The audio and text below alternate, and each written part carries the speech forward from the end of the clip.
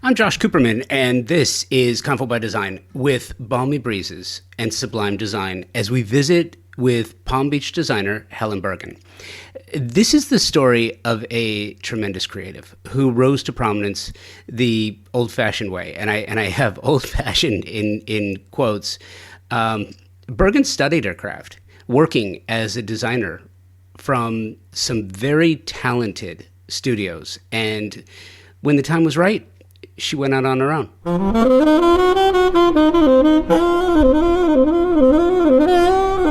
That is a clear path to success for a number of reasons, not the least of which is that, as Bunny Williams once told us on this very show, that while working for Sister Parish, she learned what she wanted out of her own firm, and she also learned what she didn't want in her own firm. And I think that those are lessons that you can only learn when you work for someone else. You are going to hear about Helen's journey and what makes her so highly sought out in South Florida, as well as other parts of the country, and what makes her so unique.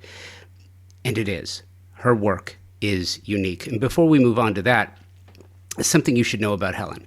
After our conversation, she sent me two of the most beautiful bowls from Catherine Alsop Pottery. Beautiful, surprising, and greatly appreciated. It's the little things that make the biggest difference. And by the way, if you want to see what those look like, go check Instagram, Convo by Design with an X, and look at the dining room design that we did for our Tulsa remote design house. You'll see them there. You should know that when I received them, the episode had already been recorded too, and I was already a fan. I'm bigger now. Helen's amazing, and you will hear her story right after this. I am incredibly proud of Convo by Design in year 10, and I'm equally proud of my partnership with Thermosol. They've been presenting partners of Convo by Design for 3 years now, and there is a certain amount of pride that comes with saying that the show is presented by the company that is the best in the world at what they do. Thermosol engineers the most exceptional smart shower products and steam shower systems worldwide for a few reasons. They were the first company to design, patent the technology here in the U.S. dating back to 1958. Thermosol, a U.S. brand, a U.S. manufacturer in Round Rock, Texas, employs an engineering team that designs, tests, and continuously refines the product. Their quality control team tests every single steam generator before it departs the factory. Who else does that? Nobody. I have had the pleasure of working with some world-class designers and architects who tell me, and you probably know this, that the idea of luxury has changed and continues to change, especially when clients want a spa-like bathroom.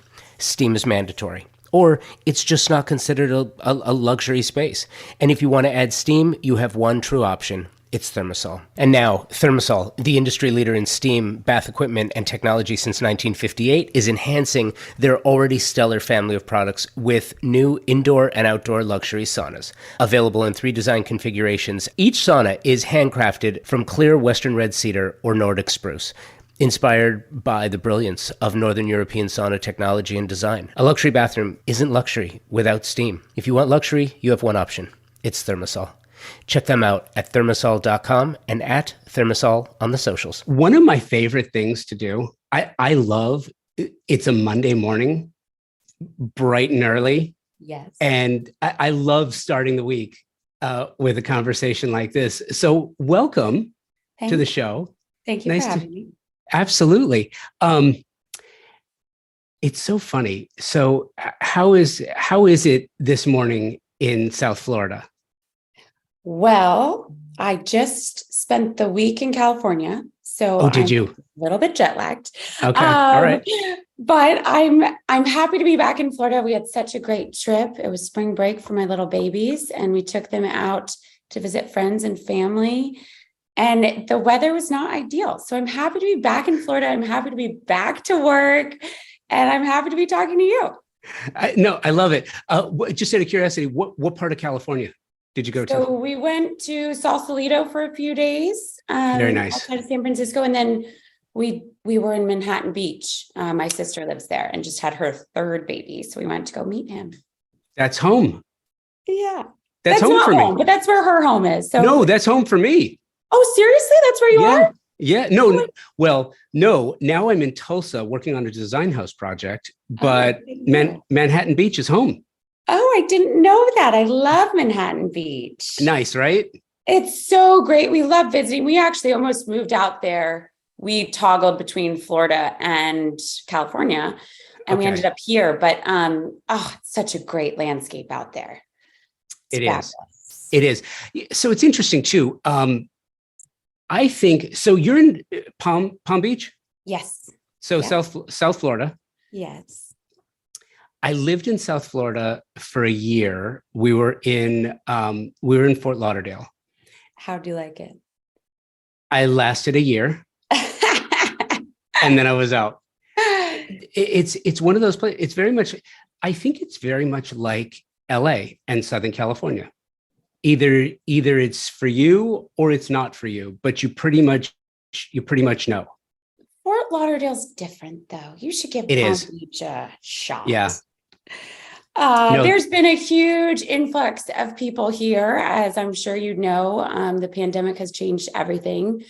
Mhm. So many New Yorkers have moved down here for better or worse. I think both good and bad have come of it, but overwhelmingly good.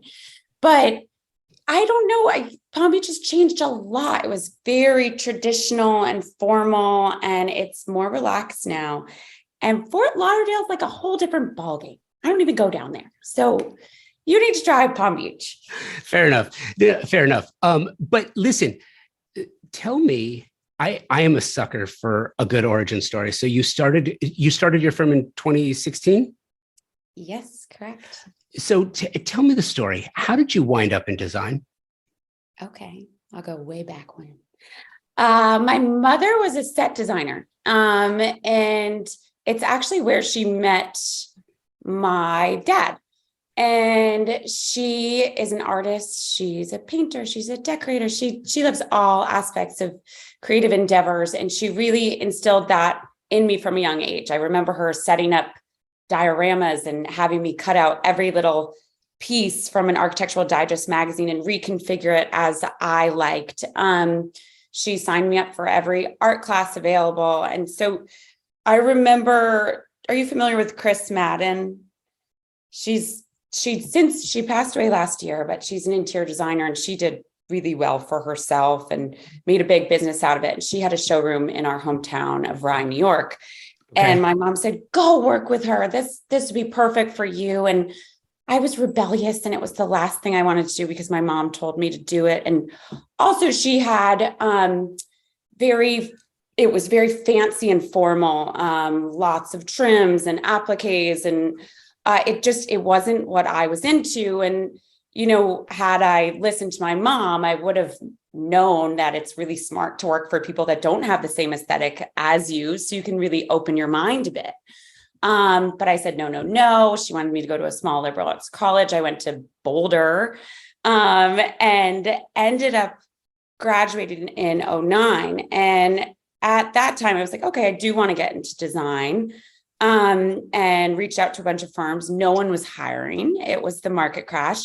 So I traveled around Eastern Europe for the summer, and I came back and my friend said, there's a firm in New York hiring an agency. It was an ad agency. It had nothing to do with design, but they were hiring and they were willing to pay me 20,000 grand a year before taxes.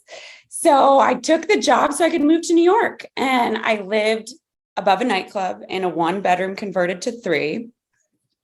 And I loved New York, but I hated my job so much.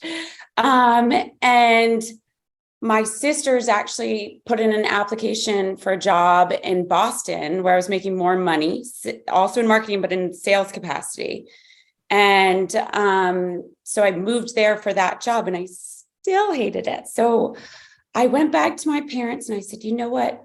I really want to pursue my passion. You've kind of pointed me in this direction. I didn't take it, but I'm ready now. And I want to go to school for it.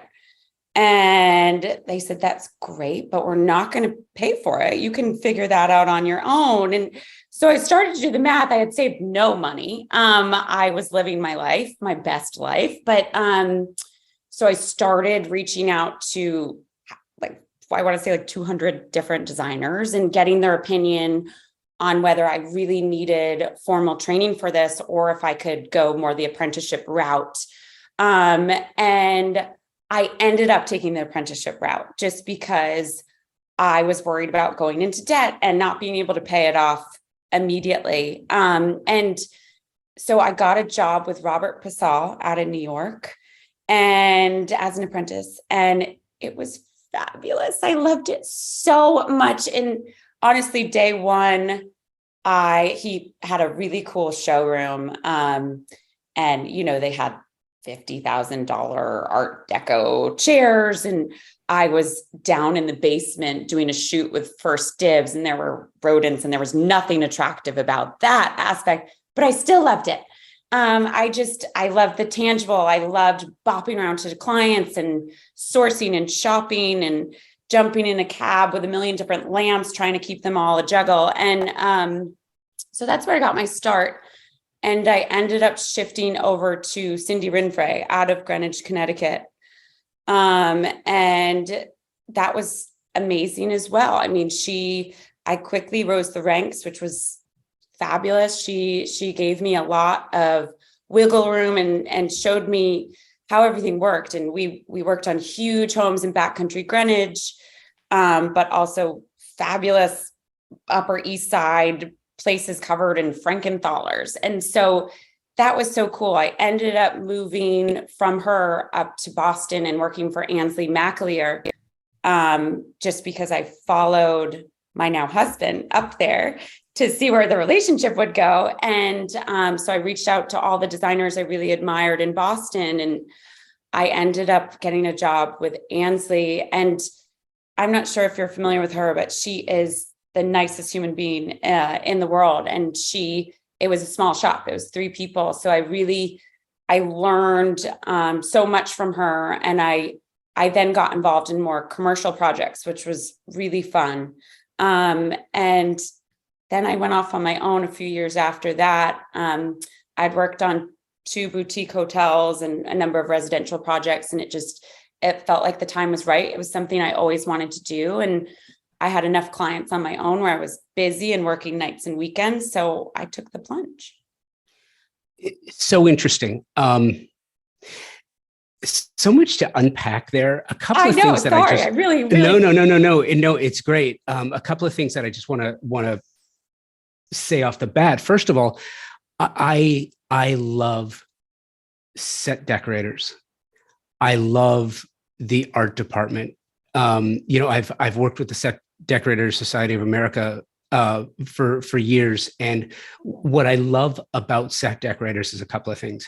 They embody everything that is wonderful about design, but they also have this higher standard for which they're responsible. Like if you're a set decorator on a TV show, and the director says, you know what, that sofa doesn't work, let's get a new one. So you're respecifying basically on the fly. You don't say no. You say no problem. And then you go get it done, because you can't tell a director or producer, no, we're not going to do that. You just do it. And I think when it comes to having actual clients, sometimes there's a push and pull that takes place that set decorators there's just a different standard. So I love that. The other thing that you mentioned, which I think is really fascinating to me, is that conscious choice of, do I go the academic route or do I go the apprentice route? I think in talking to so many designers, some who've done it one way over the other, I'm a lifelong learner. Yep. But at the same time, I think I gravitate more to the apprentice route personally, because I think that real world knowledge that you gain is something that you can't learn that in school. Now you've gone to college, so for a different discipline, but so you've done that. But tell me the difference. Like, what do you think that apprenticeship did for you that the education, while valuable, might not have been able to provide you with? You know what? I think it's hands-on learning. So you can go to school for a number of years, and I am not discounting formal education. I'm with you. I'm a lifetime learner. I will continue to take design courses and learn and educate. myself, but it just financially wasn't a great path for me. And after speaking to numerous designers, even designers that had a formal education in the field, it was you kind of learn on your feet, and you either have it or you don't. And everyone has a personal aesthetic, but you have to learn what your client wants and what your brand is promising to deliver. And so the apprenticeship was crazy. I'd come home and I'd be so tired, but I'd have a huge smile on my face, because you really are running around doing a million things at once. And that's how you learn. Especially in the residential space, all these clients have very different personalities. And a lot of it is kind of being reactive and presenting to that personality and knowing what they're going to want to see. So it worked out from that perspective. Interesting too. I think one of the things that is so interesting about that is you don't just learn what you want and what you like, but you also learn firsthand what you don't want and what you don't like. And if for you, that marketing and sales side of things, which by the way, as a highly talented designer like you are, thank you. You have to market, you have to sell. That is part of the job. That is part exactly. So I was in sales, and I was selling mobile advertisements, and I was like, I hate this. I'm calling people, oh, come buy this, and they were like, why? And I'm like, I don't know. Don't buy this. This is a piece of crap. And I'm like, why wouldn't I sell what I love to do and why it works for this person or this, and so I pivoted. But yes, you're using the same skill set in a lot of ways. Yeah. And I do think having a business background is huge, because I worked with several people that came right out of design school that didn't have a business background, and and then they were there to learn that part of it, just like I was there to learn the other part of it. But 90% of it is business. Like, yes, it's so fun to go out sourcing and meeting with artisans and getting to know your clients and shopping with them. But a lot of it is tracking, specifying, overseeing construction. It's a lot of brain work and business. Yeah. Speaking of which, tell me about the business right now. I'm specifically curious about and I know you have clients outside of Florida and South Florida, but I'm really interested. Tell me about the South Florida market, because Florida has absolutely exploded, right? And anyone who's been to Florida understands this. Many people really don't, but like California, there is no one Florida. You have very different climates, you have very different economies, you have very different tastes and styles and resources. And tell me about South Florida. Tell me about the work that you're doing now. And I'm curious too, because I used to frame this question a little bit differently, but I'm still interested in the baseline knowledge of this, because the business has changed so dramatically, because costs are what they are, because design is so personal. There is no one cost for something. I was in a conversation the other day about kitchen design in particular, and how people are approaching kitchen design, and specifically the budgetary side of it. And what's so interesting to me is you can have, many are saying now, it's like, okay, well, 10 to 15% of the home value is really what you should be specifying as the budget for a kitchen renovation. But if you're in South Florida and you have an average home price of 1.3, 1.6, right? And so you're talking 160, 225 versus a home in the Midwest, which is, $250,000 to $400,000 still, but even $600,000 is a luxury home in many markets. How have budgets changed for you? How do you adapt to that? And how do you work within, and this kind of goes to both the business side and the sales side. How do you work on that with your clients these days? Yeah. So first of all, the housing market here is bananas. It's absolutely crazy. We feel very lucky that we got into our neighborhood before it really blew up. I remember when we bought our house and our neighbor said, "Wow, we can't believe you paid that price for it," which didn't make us feel great. And then our real estate value has tripled, and that's in 2 years. So you think about that, and a couple things from what you said. So when we moved here, which was 4 years ago, and I moved my business here, basically I had signed up this project and it was full house, it was beautiful, 7,000 square foot house. And I was given a budget, and then the pandemic hit and no one knew what was going to happen. And then we saw the cost of lumber go up, and then we saw the cost of labor go up, and my design budget got slashed in half. And so that didn't happen across the board, but that's just an example where it's like, okay, and I'm a firm believer that, you start with the architecture of the house. That's you start with the bones, right? So yes, we can decorate over time. It doesn't have to be done in one full sweep, but do the architecture and the bones correctly from the get-go.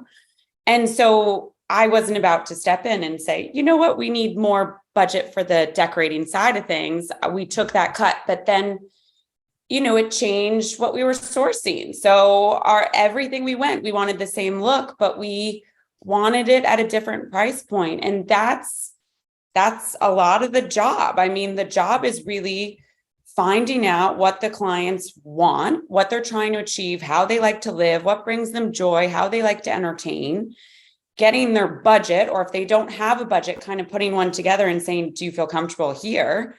And then what's our end date? So it's really sticking to that budget and delivering it on time, which, the global supply chain issue really threw everything out of whack. And, a lot of the times we had to pivot on certain items, and luckily we have wonderful, understanding clients, but the landscape has definitely shifted. I think in South Florida,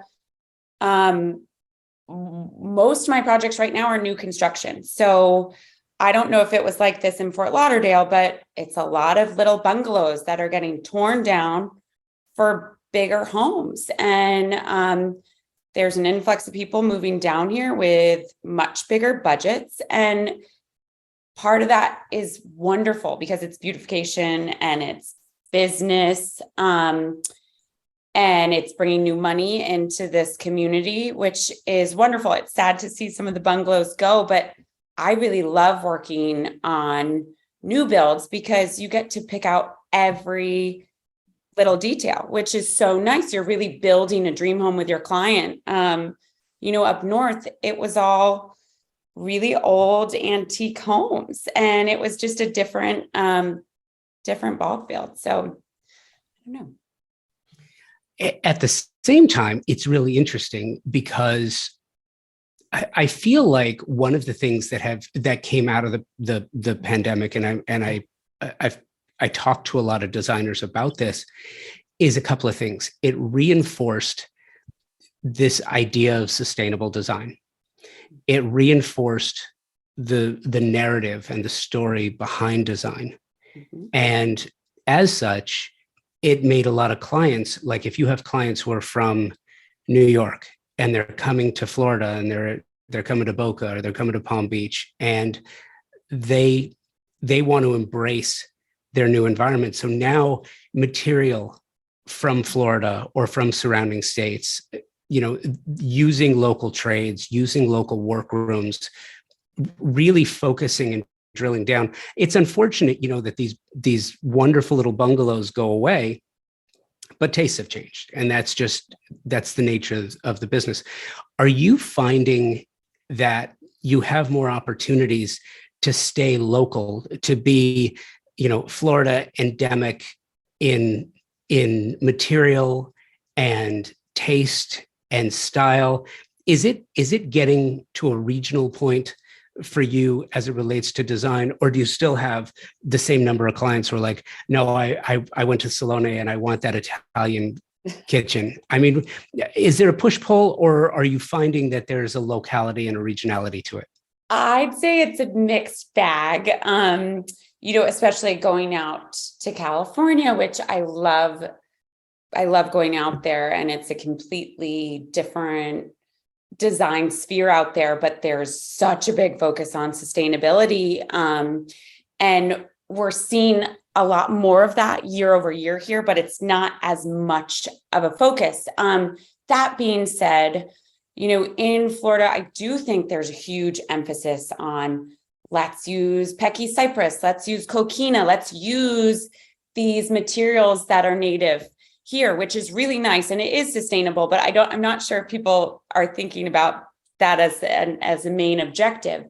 What has happened is more people do want to shop locally, and a lot of it is people coming down from New York, and they're used to getting things really quickly, where Florida, for a while, it was like, you're more on island time. It's going to take a little bit of time. And so now it's like, okay, if you want this immediately, let's go shop locally. We'll go pick it up right now.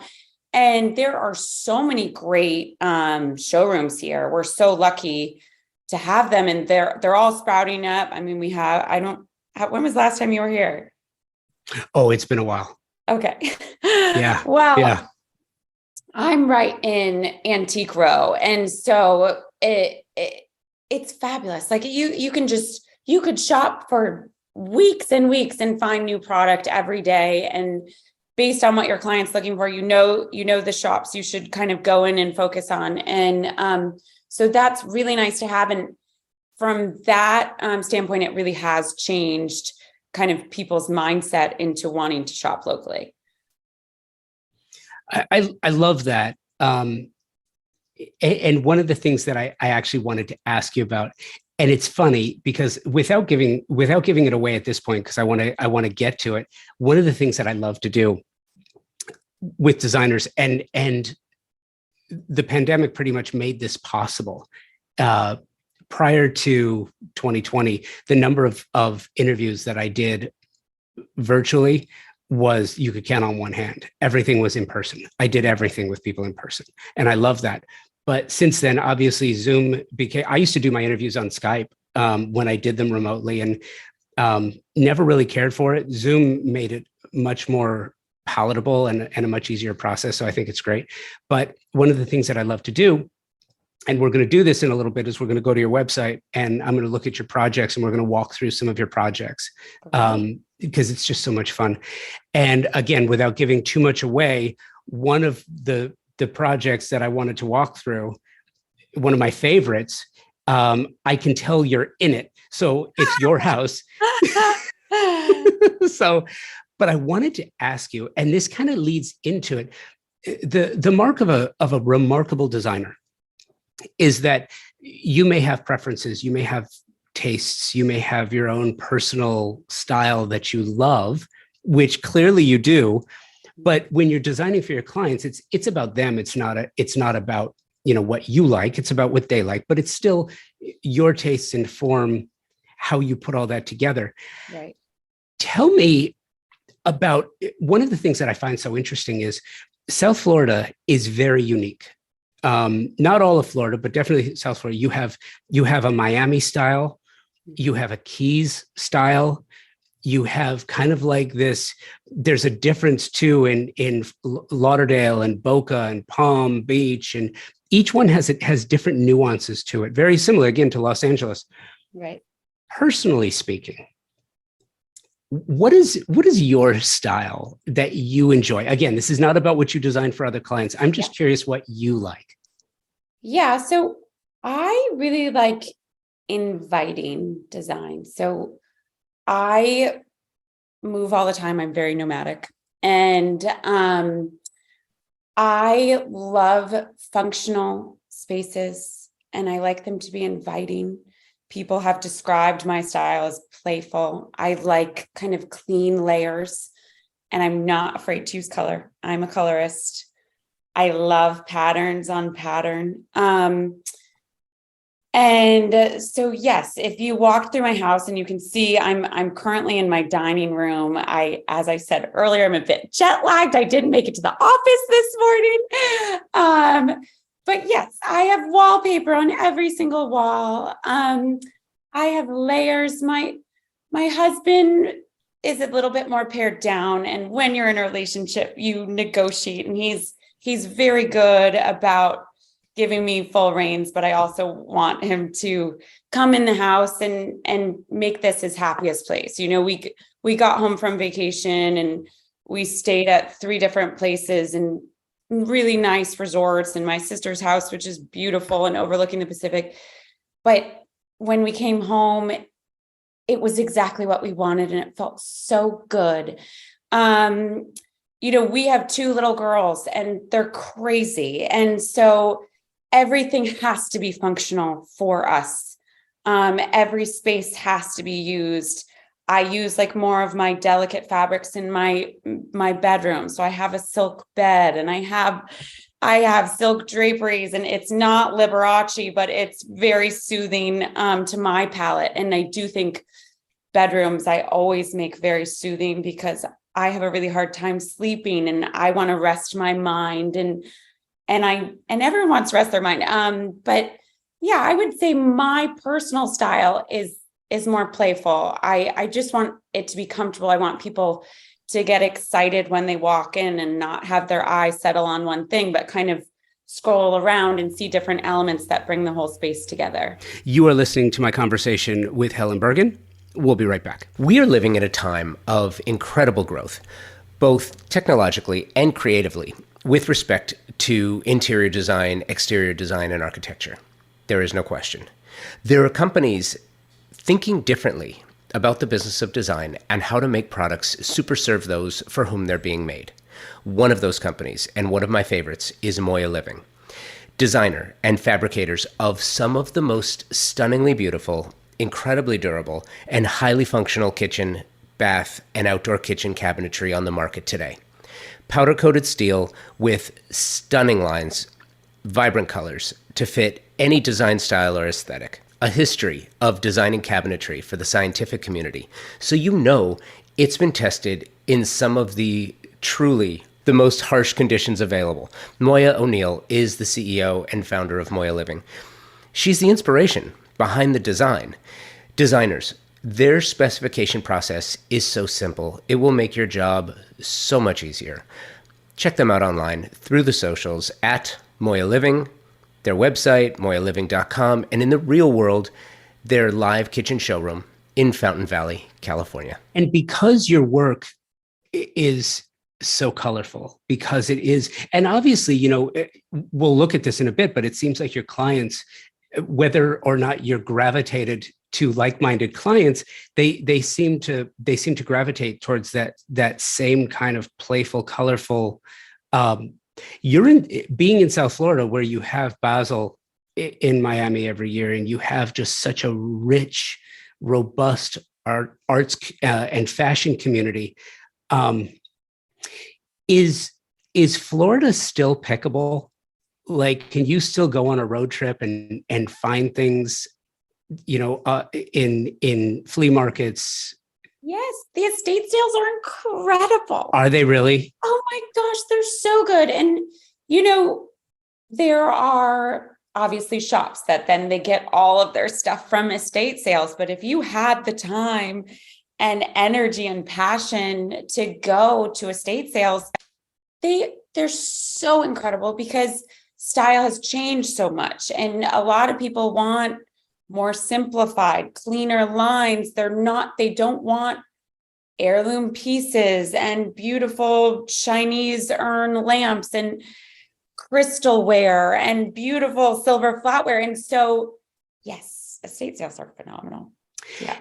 The other thing I was going to ask you is, how do you deal with the open concept as far as outside in, and the unique weather issues that South Florida presents? It's so important. I mean, the outdoor areas are, people spend half their time outside for 9 months of the year. From July through September, people aren't outside because it's too darn hot, or you're just at the beach. But yeah, the loggias, the covered loggias, and making sure they have proper ventilation. And also, the drop down hurricane screens are huge. Everyone's doing those now, because if there's a hurricane, you leave that down, you leave all of your furniture out there. You don't have to worry about it. You don't have to bring it inside. But it's also great to have a screened in loggia, just because it's a continuation of your house. And it is a bit buggy down here. It's not California. But it's such a great place to live. I think there's a huge emphasis on outdoor entertaining. We're doing a ton of summer kitchens, ping pong tables, sun shelves, a lot of mini golf situations, putting greens. So there is a huge emphasis on how to make your outdoor space, even if it is smaller, all of it usable and visually appealing. It's so funny because I remember going to Florida and seeing my first fully enclosed, screened in backyard. And I just thought, that is the craziest thing I've ever seen. Talking about that, Josh. I'm no. Putting a cage up. Yeah, no. I totally get that. But I remember seeing that and thinking, that is just, I'd never seen anything like that before. And it made sense, because you do have bugs. I mean, the size of birds, some of these bugs, it's crazy. But, and I guess my point is, regionally speaking, one of the superpowers that designers have is this ability to adapt, right? And, I was talking to an architect in Houston who, for a client, they air conditioned the outdoor kitchen. And I thought, okay, that's, I got it. That's what you do. But I also think that post-pandemic, the level of creativity in what you can do, because it's so important to do it, is just extraordinary. And with that, you're talking about the ping pong tables and the outdoor kitchens. Can you remember a time when an outdoor kitchen got the kind of attention that it does now? Almost the same as your indoor kitchen. Absolutely. And I even I can speak firsthand, because my husband, even in the pandemic, he thought he was Guy Fieri and started studying all these recipes. Well, it was strictly for grilling, not in the main kitchen. But, I do think the pandemic, as we were all stuck at home and kind of learning to make the best of it, it was actually a good thing, in that people really wanted to prioritize their homes and how they lived and give more importance to that. And, I think having a great summer kitchen makes all the difference. Yeah, no question. So with that, and I will put it out there the same way I always do, that yes, this is a podcast, and if you're listening to it, you can't see the projects, but what you can do is go to the show notes, and you can click on the link to Helen's website, because we're going to go there, and we're going to go click on work, and we're going to look at some of the projects. And the first one that I want to start with is Little Ranch. Great. That's my house. Why'd you name it that? We are on Bunker Ranch. Okay. That's the name of our street. Okay. We're in the South End neighborhood of West Palm, which is very bustling right now. And we love our home. It was a spec home, and we moved down here, and we were in a rental on the canal. So we had a boat in our backyard. It was Florida living, no turning back. And then I got pregnant with number 2, and we needed a bigger space, and we always wanted to buy. We just kind of wanted to figure out what neighborhood we wanted to be in. And we put in many offers on older homes. our home up north was built in 1880, and the house I grew up in was 1774. And I love older homes, and I love, bringing out the history in these homes, but no one was taking our offers, and the pandemic was in full bloom, and I was getting progressively more pregnant. And we walked into this spec house, and I said, let's do it. And my husband looked at me like I was crazy. He said, this is everything you said you didn't want. It's a white vanilla box. Are you sure? Like, are you sure you're not being hormonal? Like, and this is it. I can come in, I can customize it, and we can get in before the baby's here. And we moved in 5 days before I gave birth. And we did, I say we, but Matt didn't have a huge say in what I did here, but he's ultimately happy. But I had a great layout, and the floor plan is everything. And this floor plan is very functional for how we like to live.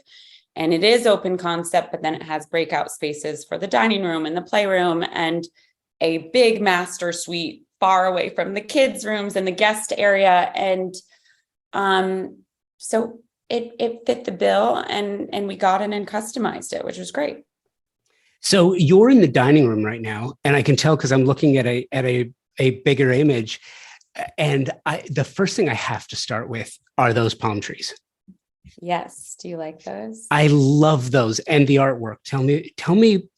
And you know why I love doing this? I love because we've identified that this is your place. I'm curious what kind of client you are. What made this so appealing for you? This design. Yeah. Okay. So basically we should actually backtrack and start in the kitchen, but I'll let you let's do that. Okay, let's do that. So when we walked into this house, the floors were laid, and the kitchen cabinetry, let me see, where is it? The kitchen cabinetry was up, but they had quartz with veining as the backsplash and the counters, but the island was blue. And back when I lived in New York, we lived really close to Mosaic House, which is a fabulous tile company. And I used to walk in there and just dream about owning all the tiles and putting them everywhere. And so I walked in, I saw the blue island, and I said, I can work with that pink color.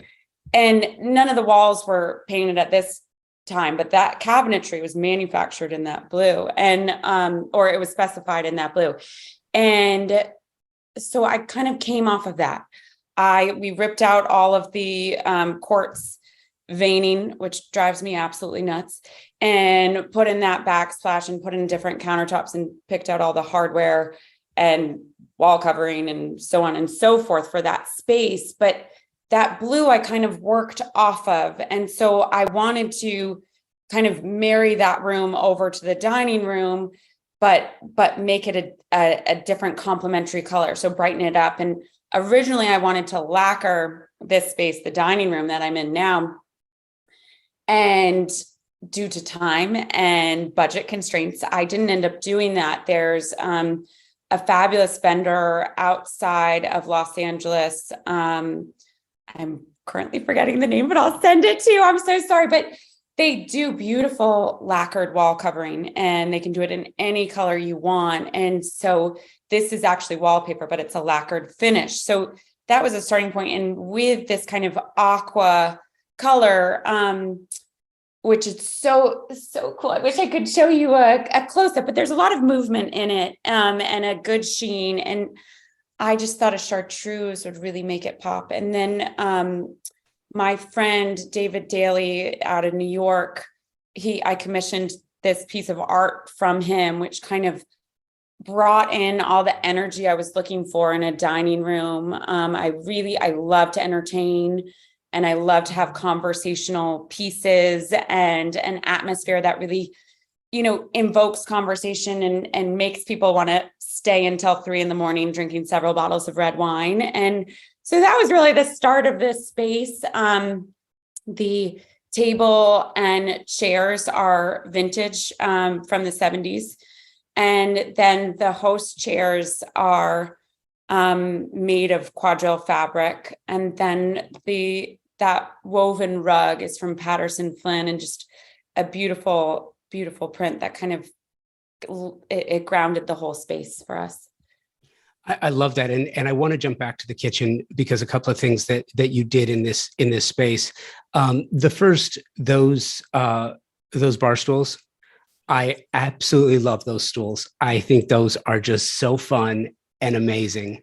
I think they're great. So cool. So, I love scrolling on First Dibs and Live Auctioneers and all those finds. And I found screw stools that I absolutely loved, and they were $20,000, and I couldn't bite the bullet. And so I actually found these, I hate to say it, but from Restoration Hardware. And then I had them delivered to my decorative painter and painted them white. So they were, an industrial iron finish. And then I had them painted white.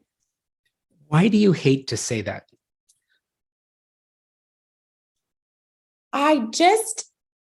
I love one-of-a-kind pieces. And why I love doing what I do is if someone came to me and they were like, I want exactly what this Pinterest picture looks like, or I want exactly what my neighbor has, I'm probably not your right person. I want to give you what you want, and I want to help you on that fact-finding mission, kind of figure out what that is. What do you like about what your neighbor has? What do you like about this Pinterest picture? But how do we make it your own? And so I don't love sourcing from big buck retail stores, and it's absolutely necessary in certain times, but because I don't like to have what everyone else has. Get it. Totally get it. But at the same time, isn't that part of it? Back to the set decorator idea, it's set decorators go to prop houses. They go to garage sales. They go to yard sales. They go to Home Depot. They go to Target. They go to RH. They go everywhere they need to go. And then you compile, you sort of create this tableau of an idea. Right. And because you do what you do, it doesn't really matter where it comes from. It's a high, low, vertical, horizontal garage sale to First Dibs. Just shut my mouth, Josh. I shouldn't have said it. No, but I guess why I wanted to drill down on that a little bit is I kind of feel like sometimes the most creative designers kind of apologize for their process because they feel like somehow if you get something from an RH or from a Target or from an IKEA, that it doesn't live up to that high standard that you set for yourself. Is that it? Because one of the things that I noticed about this space, not because necessarily the stools made the space, but because the entire composite is just like, I love your kitchen. I could see myself hanging out in your kitchen, working, doing interviews. That's what I want. Come on over. Hours.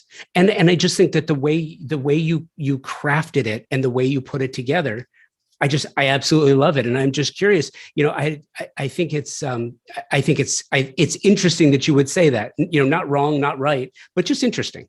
You know what it is? We were talking about sustainability efforts. And when we talk about some of these big stores, then we're talking about mass production. And so it was kind of off of that, but I am not poo-pooing RH or any other source. Yeah, no, I get that too. And by the way, when it comes to sustainable design, your take on this, it's not a matter of whether you get it, like fast fashion is terrible. And fast design, there were a number of years where everything was just so temporary and disposable. Yep. But if you get something from a big box or from an IKEA, that but you keep it for 15 or 20 years. Totally. I just had this conversation with my sister because she's doing her house out in Manhattan Beach, and she was asking me about that, and she said, "Look, I could have gotten this material rug, but it wouldn't have stayed as long, even if it was 100% wool, because my kids would draw Sharpie on it and it would be in a landfill. Maybe it would deteriorate differently, but completely agree. And I do think we'll have these stools for a very long time. My girls love climbing up on them.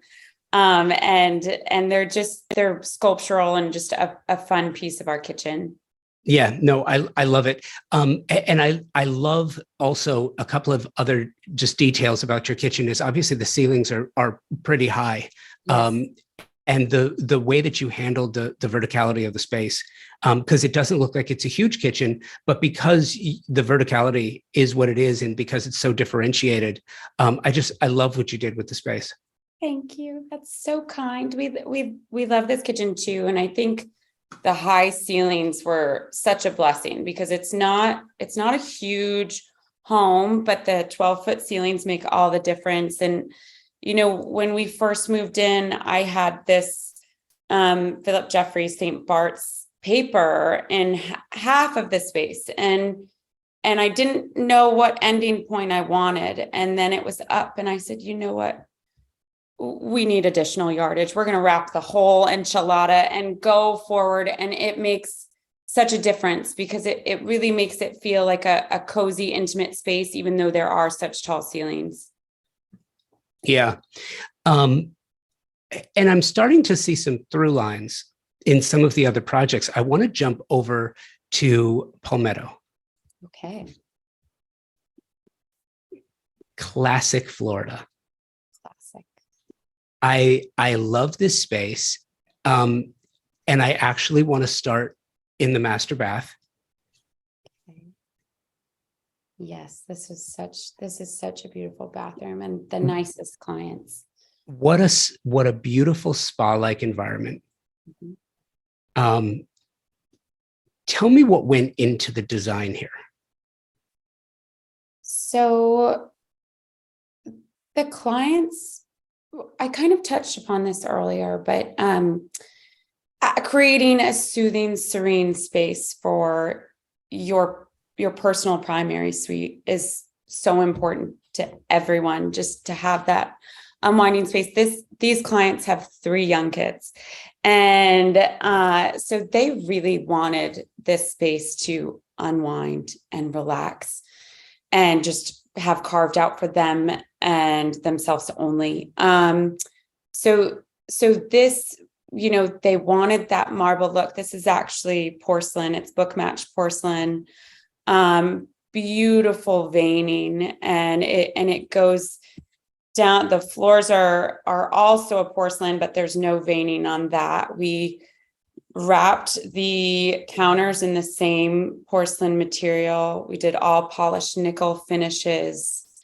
We found this wall covering that has this beautiful sheen to it, just to act as almost a piece of art, but not be anything too busy on the eye. And then found this wonderful tub that I'm hoping they use nightly. And that was kind of our touch point. That's where we started, and that's where we ended up. We worked with a wonderful builder, Frank Pompa, out of Greenwich, Connecticut, and he's also down here. And he was able to execute our vision perfectly, which made all the difference. It was a lot of communication, and it came together, even better than how we expected. So I don't see a steam head, but I do see a transom. So I'm assuming it's a steam shower. Yes, correct. And is that a standard yet? Is it close to being a standard? What percentage of your projects do you think are requesting steam?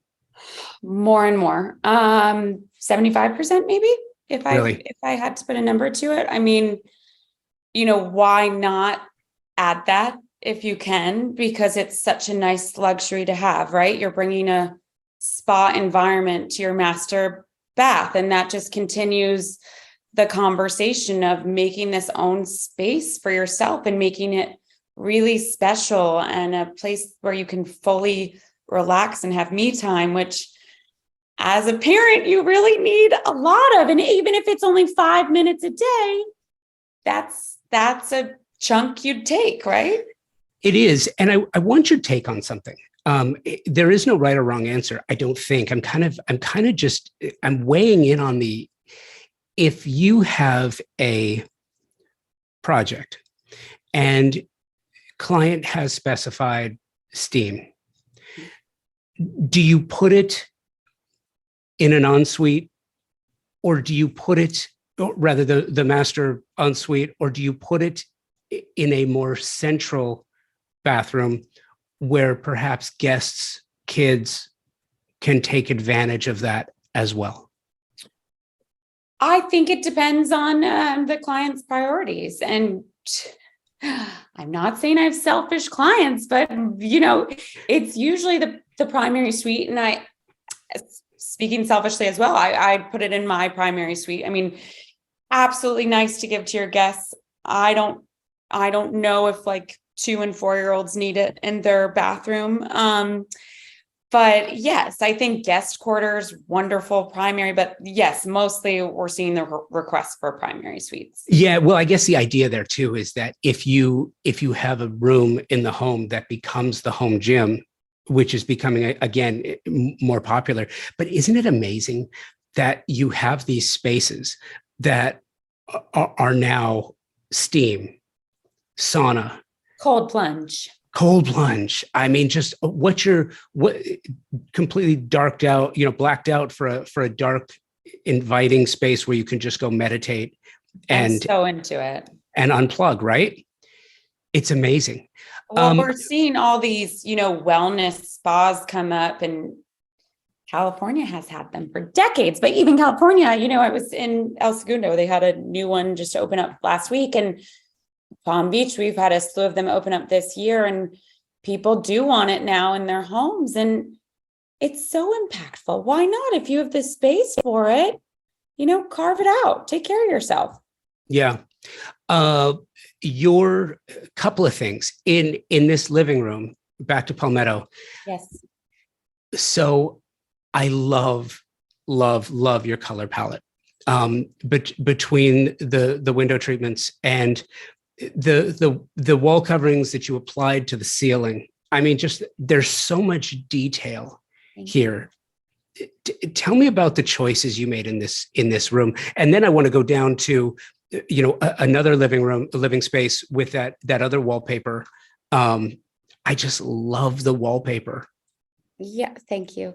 These clients were the easiest, best clients ever. They came to me and said, "This is our budget.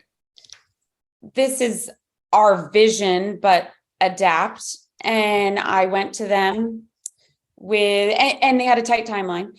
And I went to them with selections for every little aspect, but one choice, not 3 choices, not multiple choice. And they said, check, check, check, check. So it really worked out well. It was a great relationship, and it was executed on time, on budget. So everyone was very happy. But this wallpaper, this room you're actually calling out is their family room. So this is off of their kitchen, and they really wanted to make it a space where their whole family could use it. Again, they have 3 kids. So they wanted kind of a romp room, but they wanted it to be elevated, and they wanted it to look chic. And so it's all performance materials. The wall covering, we could have put it on the walls, but it almost felt too busy. And there's a lot of exposure to the outside. There are French doors that you're not really seeing on the left here. And so we thought it would have more of an impact just on the ceiling. That's actually from a vendor out of Australia, and it's lattice, which, is very typical of Palm Beach, but it's an updated lattice. It's not a typical lattice you would see. And it's a very specific shade of kind of sagey green, which is so pretty. And you can't really see in this picture, but it's all greenery outside. So when you are looking and there's not a glare, it's just greenery. So it's nice to have that kind of start at head and drop down all the way down to the ottoman.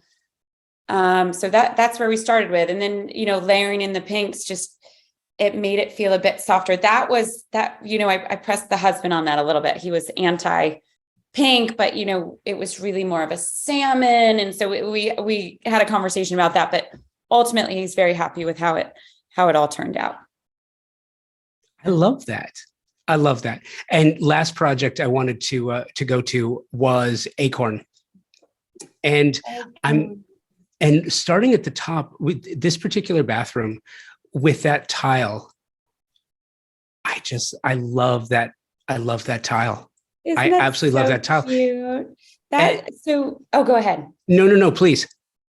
That tile's from Anne Sachs, and this project was up in Boston, actually on Acorn Street. So I'm not sure if you're familiar, but Acorn is the most historic street in Beacon Hill. It's all cobblestone street. It's 3 feet wide, and it's the most photographed street in Boston. And this was an old townhouse that we completely gutted and reconfigured, and another wonderful client that really wanted to have fun with the space and has 2 young children, and so wanted to make it very, very livable. And so this tile was from Anne Sachs, and it set the tone. Then we found those pendants with the brass, and we mixed metals, which I'm always happy when clients are up for doing that. And the cross tile that you kind of see on the left-hand side there, that's also Anne Sachs. That's not from the same collection, but I loved how those kind of paired together and just was a different vignette from what you're used to seeing in these old Beacon Hill townhomes. And then the cabinetry, we brought in that dark wood, just the floors were more of a dark wood finish. We lightened those up as well and replaced a majority of them. But it was important to have dark wood running throughout, just because it was Boston. And we did have a lot of heirloom pieces from the client's grandmother and great grandmother. And so we wanted to kind of bring that into the bathroom as well. But we did a flat finish just to modernize it a bit, and found this really cute hardware to go along. I love this bathroom. I love this bathroom too. And there's so much to it. The amount of texture, for just the manner in which you did certain things, instead of having the lighting as sconces, which I think, had you done that, might have detracted from the tile. You hung them from the ceiling. It was a tight space. Yeah. But I love that choice that you made. I really, really do. And another choice is just the amount of texture in this particular bathroom between the organic nature of that particular tile against the geometric in the cross and on the floor. And then the wood grain. There is so much happening there, but it all works together with the mixed metal. I mean, it's just the texture in this space is just so deep. And then you kind of, you draw that in again in the image below that, in this niche, this little enclave between that lighting, the wall covering, and then again, the tile, which is so different, but the texturing and the different layers and different levels, I just think is fantastic. Thank you. That's actually when you open the front door, that's what you see. And we had a muralist come in and do this on the walls, this wall treatment. And it was kind of off of the Boston Commons, which is a park that's adjacent to Acorn Street. But then we had her personalize it. And so the birds represent her children. And we added little personal details that only the homeowner and me probably know about, but it's very impactful to them and their family. But also, as just a random person seeing it, it's very visually appealing. And we layered it in this chest we found on Cherish and just fell in love with it. We had looked at a number, but this took took the win. And the flooring, we wanted to do a black and white, but we didn't want to make it uber traditional. We wanted to kind of clean it up and modernize it, but it still fits within the parameters. It still has, the rich crown and baseboard, and it has the older details, but it cleans it up. I love it. I really, really love it. This was so much fun. Thank you for doing this. And thank you for walking me through some of these spaces together. This was so much fun. I really appreciate it. I loved it. Please come visit Florida. I want to change your mind about it. I don't hate Florida. It's just, it was, what it was? It was Southern Californian, native Angelino going and living in Fort Lauderdale, I think was not a good match. I get it. I get that. But I do know that we did love the beaches, and I do know that South Florida has a ton to offer, including incredible design talent like you, Helen. Thank you so much for the time. Thank you, Josh. Really appreciate it. Design Hardware's newly remodeled showroom is where you will find a gallery-style space with a thoughtful display of products, purposefully positioned to allow unbridled exploration and discovery. High-end faucets, luxury tile, natural stone, wood floors, and bespoke hardware selections are presented in a holistic manner, strategically arranged to stimulate creativity and transition your vision from the conceptual stage to a fully realized space. Conveniently located, free parking available. Stop by to find your inspiration, collect samples, get expert advice, and tackle everything on your shopping list all in one place. Visit them online at designhardware.com or in the real world, 6053 West 3rd Street in Los Angeles. Thank you, Helen. I really enjoyed our time together. Thank you to my partners and sponsors, Thermosol, Moya Living, and Design Hardware, for your continued support of both Convo by Design and the design community. A side note, the sponsors and partners you hear on Convo by Design are more than companies with products. Each of the partners I work with have been fully vetted over a long period of time. They're owned and operated by people who love what they do and have dedicated themselves to serving the design community and customers by providing the best products and services available. If you'd like to know why I'm so proud to have them part of Convo by Design, email me, convobydesign@outlook.com, or on Instagram at convobydesign with an X. I'd be more than happy to share my experience with you. Thank you for taking the time to listen to the show and sharing the experience. Until next week, be well and take today first.